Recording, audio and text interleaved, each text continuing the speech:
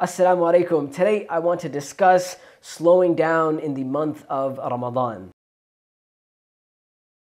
What I mean by slowing down is slowing down in our acts of worship, and in specific, slowing down our prayer. Look, I know outside of the month of Ramadan, it's easy to feel like our prayer is just a ritual. We need to get it done, get it over as quick as possible, and get back to work, or get back to school, or get back to doing whatever we were doing, just get it out of the way. But in the month of Ramadan, as our spirituality comes into focus, this is the time where we can work on our prayer as well. And one of the ways we can accomplish that is simply by slowing down the prayer as a whole, but also slowing down the specific aspects or the specific parts of the prayer. So spending more time in every position of the prayer. So when we are in a ruku', spending more time in ruku', letting our body settle into that position. Likewise, when we are in sajda, letting our body settle into that sajda. Also, that means moving from one position to another position slowly. So going into ruku' slowly, coming out of the ruku' slowly, going into sajda slowly, coming out of the sajda slowly, making a conscious effort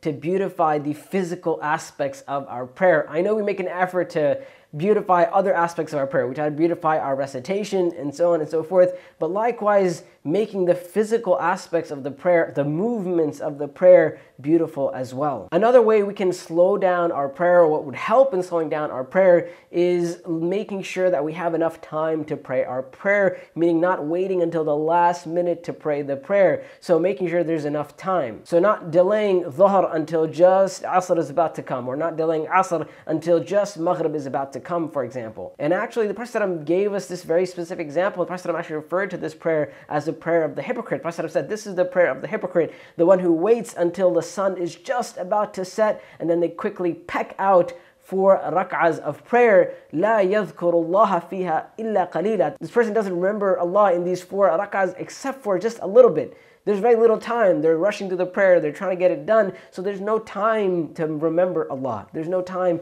to beautify the prayer. There's no time for the heart to be settled in this prayer, and this heart to really benefit from this prayer. You know, and I mentioned this point about Ramadan before, that sometimes we get caught up in numbers and amounts and so on and so forth. Our priority in Ramadan should be just like our priority outside of the month of Ramadan, and that is our obligatory, our fard prayers, and making the most of those fard prayers. So we should be spending the most amount of effort in beautifying and perfecting our fard prayers before we ever turn to the sunnahs and the nawafil and tarawih and qiyam al-layl. Obviously, if we can do both, that is the best, but our focus should be our fard prayers, making them the best, the most beautiful, the most beneficial prayers possible. So take advantage of the spirituality of the month of Ramadan. Take advantage of the blessings of the month of Ramadan. We all know and understand that it is easier to worship Allah in the month of Ramadan. So use this time to help beautify your prayer. Take your time when it comes to your fard prayers at the very least. And Allah subhanahu wa ta'ala